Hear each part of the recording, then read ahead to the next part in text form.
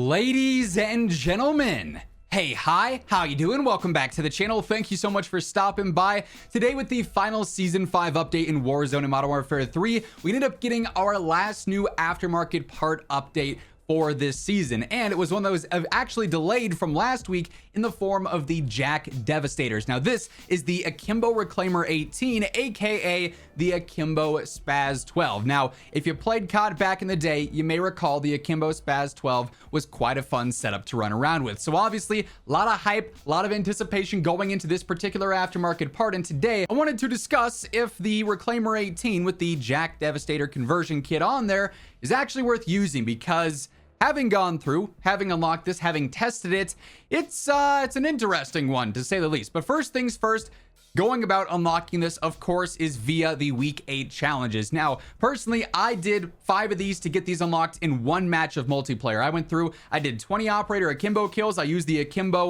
wasp swarm, and with that I got a couple of bonus headshots for my get 10 headshots using pistols or SMGs. 2 operator clean kills in 1 life is just getting 2 kills in 1 life without taking damage while in getting those kills. So that was super simple as well. Got that while going on like a 4 kill streak basically. 8 clean kills again without taking damage with a marksman or a sniper. Just did that with the MCW in hardcore. It's a 1 shot.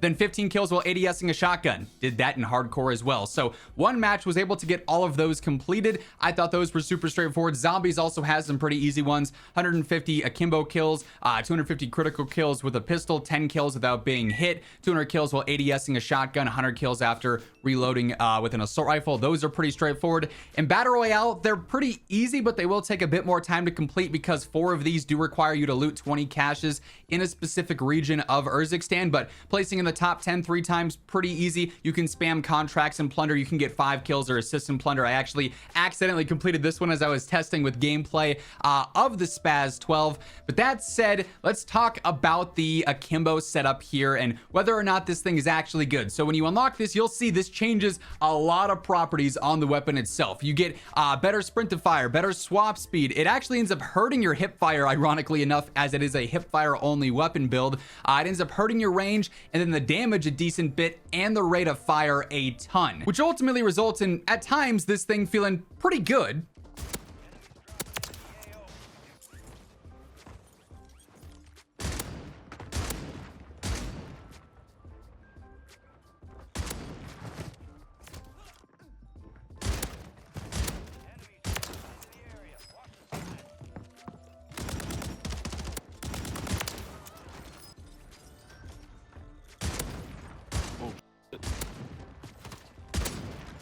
Damn, he had a shotgun.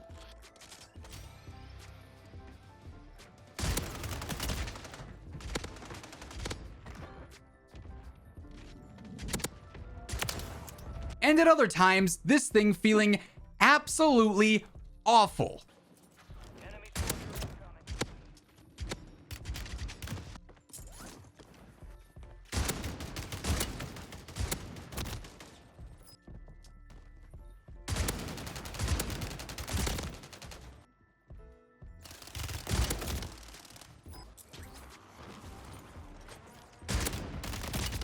So that said, this thing's consistency is rough. Safe to say, when you do put on the JAK Devastators here, you have to be barrel stuffing your opponent. If the end of your gun is basically not touching their chest or higher, you're gonna end up getting an armor break or a hit marker, and then you have to hope there's enough time for you to get off that second shot. The rate of fire nerf on this thing basically makes it so that if you don't knock with your first shot, it's a complete gamble if you're knocking with your second shot, or even if you have enough time to get a second shot off before an enemy turns and burns you. So this is an incredibly high risk aftermarket part.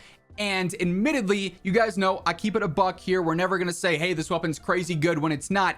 The gamble with this one, I don't think is entirely worth it. I think there are better shotgun setups, but if you want to test this thing out to its full capacity and see how it works for your gameplay, this is how I'd go through and build it. Obviously, first and foremost, you gotta have the JAK Devastators on there. And as we're breaking down these attachments, talking about what's good, what's not with this, if you do enjoy the video, a like rating is always seriously appreciated. It does help grow the channel. And if you are new to the channel, or if you have not already subscribed every single day, I got you covered with news, updates, patch notes, the best setups and meta loadouts like this. So feel free to hit that subscribe button to always stay up to date. So JAK Devastators are on there. The bummer of this, aftermarket part, which I think probably limits it from being a true meta contender, is the fact that it takes away your ability to use a stock, takes away your ability to use a barrel, and even an under barrel as well. So you're super limited in what you can run. First things first, you have to go for hip fire accuracy since this is a hip fire only gun. So you're just going to simply scan through some of these and see which option is going to be the best. And I think it's pretty clearly the ULO, a 6% to your minimum spread, 5% to your max spread,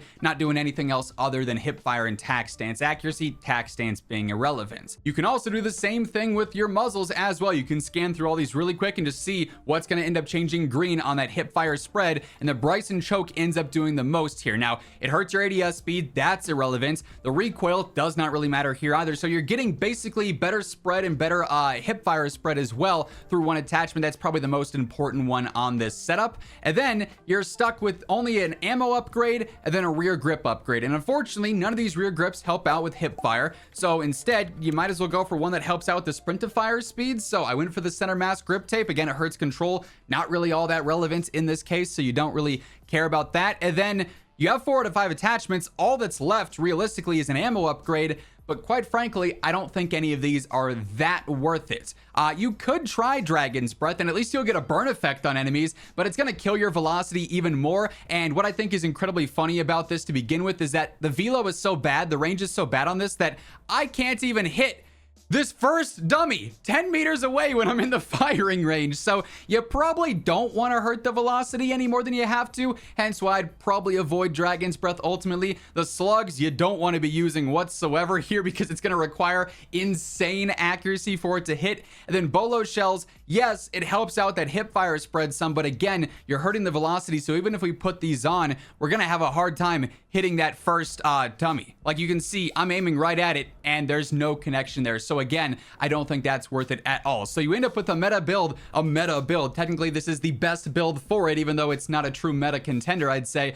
A meta build with 4 attachments, and even then, it is an extremely high risk, sort of medium reward, if you will. It's not even high risk, high reward. And just to clarify, with the high risk and reward trade-off here, it, yes, can like one shot through plates if you're within 2 meters or so, but that is so strict for that condition to take place that that's just unrealistic and unachievable for a lot of players and in a lot of situations, right? It's a bummer that they kind of chalked this aftermarket part, considering there was so much hype into this. They even delayed it for a week. I think a lot of us assumed because it was going to be a great aftermarket part, and ultimately they didn't want to have a broken weapon live while the Black Ops 6 beta was going on.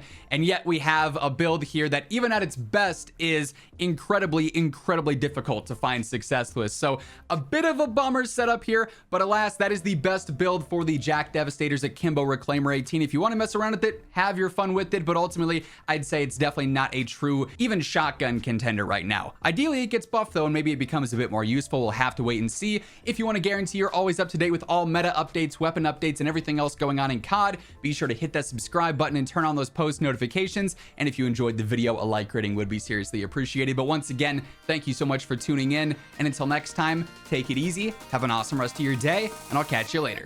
Peace out.